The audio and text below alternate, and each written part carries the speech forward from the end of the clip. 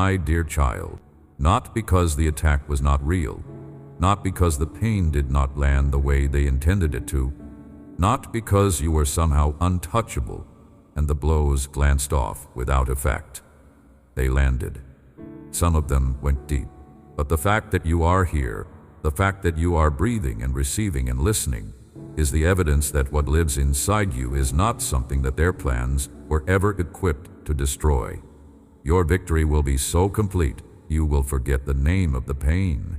That is not a comfort phrase. That is not something spoken to get you through a hard moment and forgotten by the time the moment passes. That is a declaration from the only one who has ever held the full, unedited weight of your story in his hands and still said, without hesitation, without qualification, this one overcomes.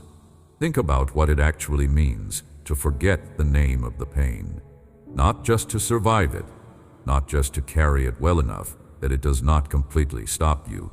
Not the kind of moving on that is really just very successful avoidance of a wound that is still very much open. I am talking about a healing so complete, a restoration so thorough and so deep, that the thing which once had the power to stop you in the middle of an otherwise ordinary moment, the thing that came rushing back uninvited at the sound of a song or a word, or a familiar smell or nothing at all, will one day have no more claim on you than a story you once heard about someone else. You will tell it, but you will not feel it anymore.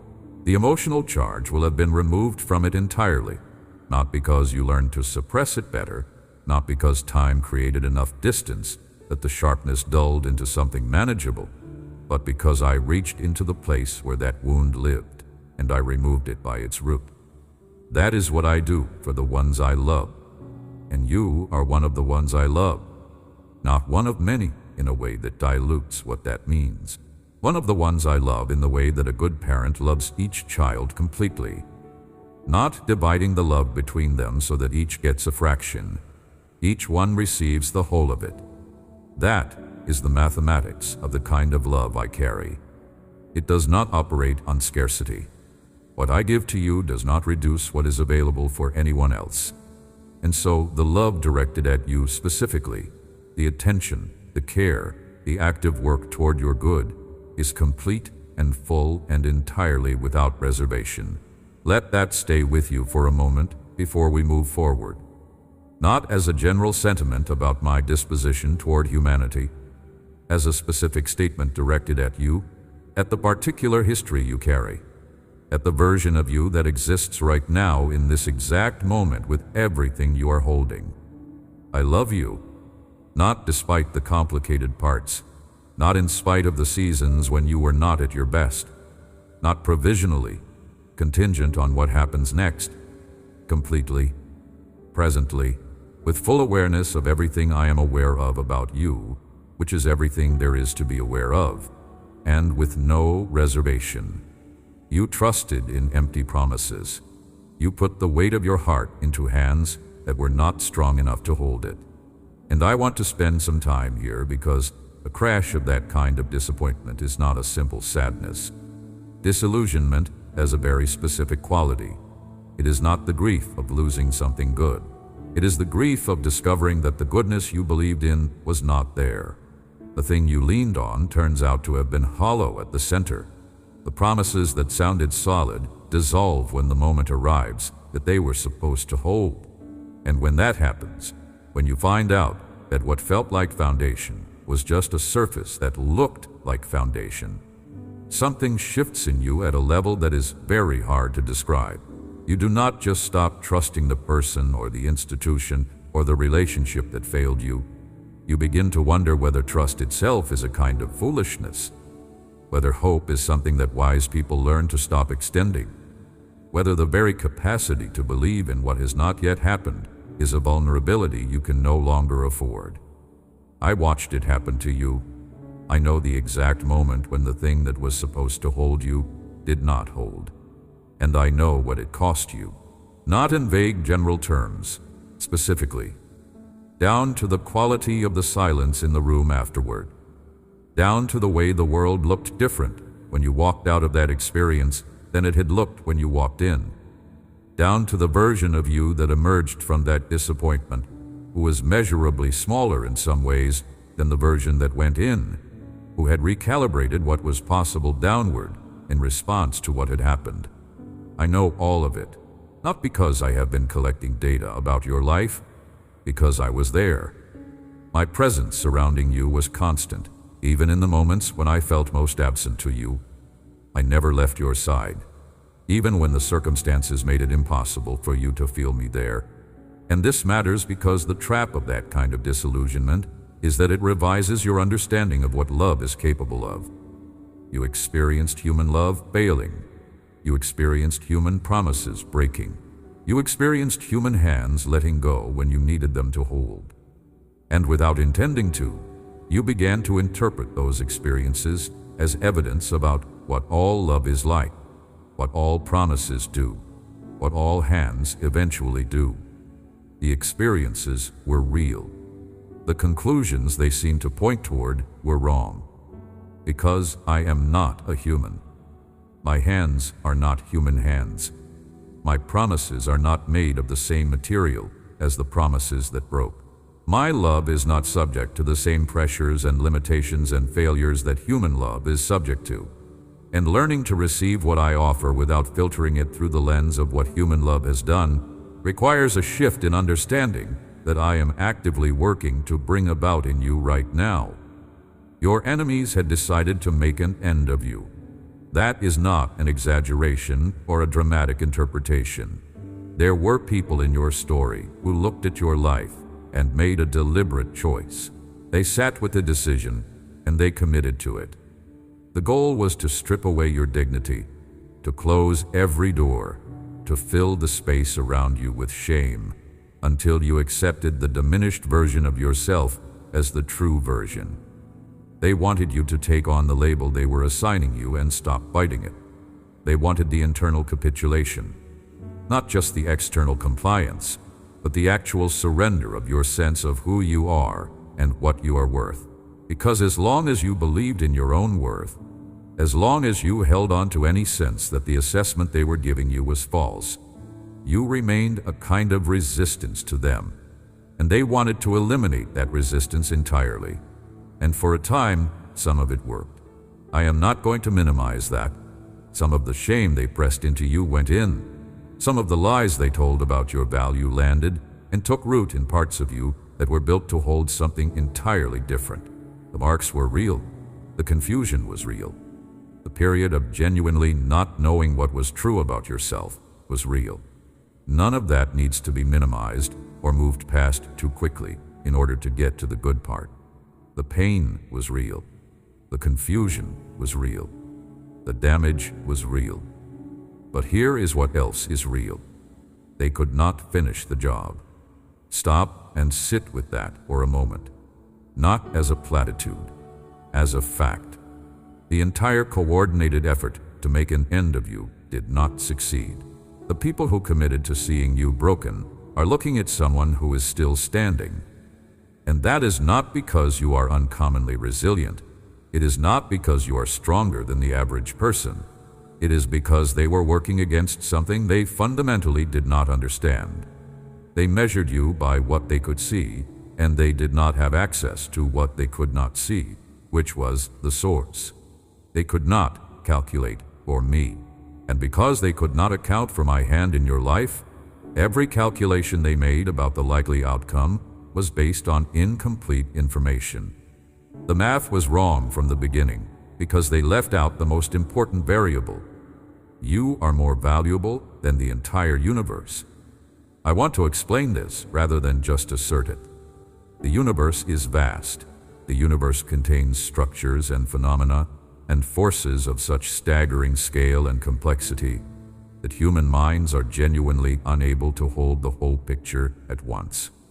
The nearest star beyond our own is roughly 25 trillion miles away, and what we can see is only a fraction of what exists. I made all of it. I spoke it into being, and I maintain it by my word. The universe is extraordinary, but the universe is not capable of receiving me. The universe cannot hear my voice and respond. The universe cannot choose. The universe cannot love. The universe cannot trust. It can only do what it was built to do. And what it was built to do is magnificent, but it is not personal. You are personal. You were made for relationship with me.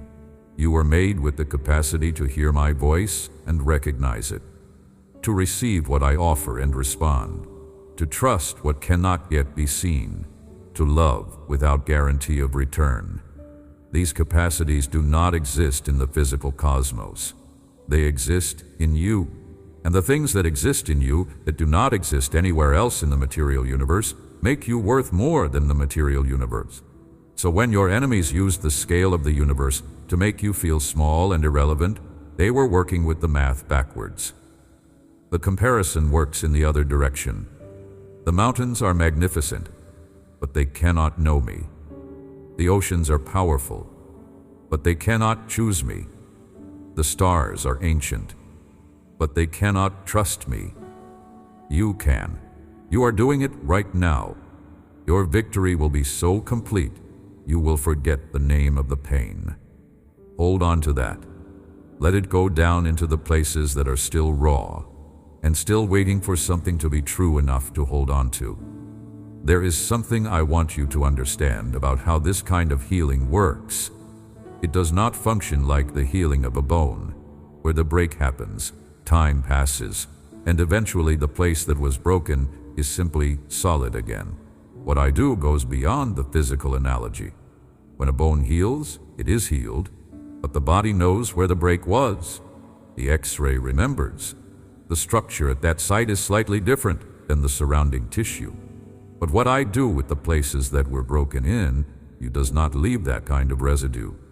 Not because I am performing some kind of spiritual amnesia that robs you of your history, but because the restoration I bring regenerates what was there before the break with the original material, at the original density. The result is indistinguishable from what existed before the damage. Not almost the same. The same. You are not going to walk forward as a healed, broken thing. You are going to walk forward as someone whose original design has been fully realized, as though the damage had been the very path toward it, rather than the detour from it. This is the part of my nature that surprises people most, that I can use damage, that I can work within the territory of what was meant to harm and produce from it something that serves the very purpose the harm was trying to prevent. Not because I sent the harm, not because difficulty is my preferred tool of formation, but because nothing that enters your story enters beyond my reach. Nothing that happens to you happens outside of the sphere where I am able to work. And when I work, I do not settle for merely repairing to previous condition. I move toward the intended destination, which was always greater than the previous condition, and the path, even when it runs through damage, ends in that place. I want to rebuild your dreams, not the ones that others told you that you were allowed to want, not the narrowed-down version of your hopes that you arrived at after enough disappointments had done their work of revision, not the careful, risk-managed, expectation-lowered goals of someone who has learned to protect themselves from the full force of hoping for something large. The original dreams, the ones that were there before the world got its hands on you and started editing. The ones I placed in the architecture of your heart before you were born, before you had any capacity to evaluate whether they were realistic, before realism had even become a concept available to you. Those dreams, the ones that feel too large now, the ones you sometimes remember and then set aside quickly because sitting with them too long feels more painful than just letting them go, are still there, compressed, but intact, because I put them there, and no one who worked against you ever had access to what I placed at the deepest center of who you are. The reconstruction I am undertaking in your life is not repair work. That distinction matters. Repair work takes the damaged original and does the best it can to restore it to its previous condition. What I am doing is not that.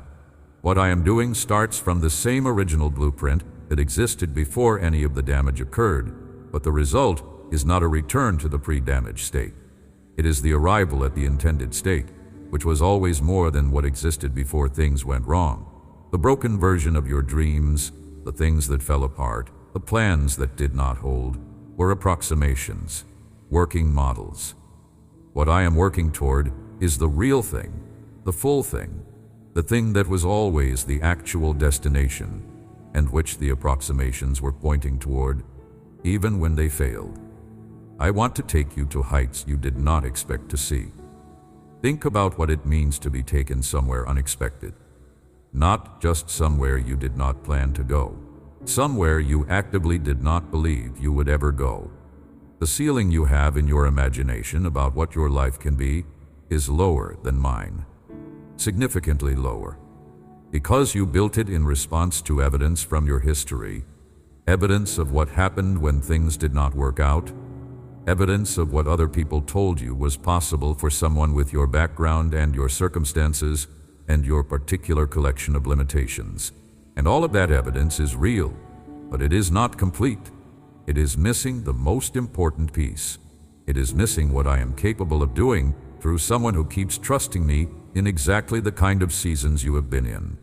The picture I have of your future is not the picture you would draw if you were trying to be realistic. I am not asking you to be realistic. I am asking you to be faithful, because faithfulness opens access to dimensions of what I can do that realism permanently excludes. The invitation is to open your wings, not to start flapping and hope for the best, but to receive the wind that I am sending specifically in the direction of where I am taking you, and to trust that the lift is real even before you can feel it. Let me stay with this image for a moment, because it is important.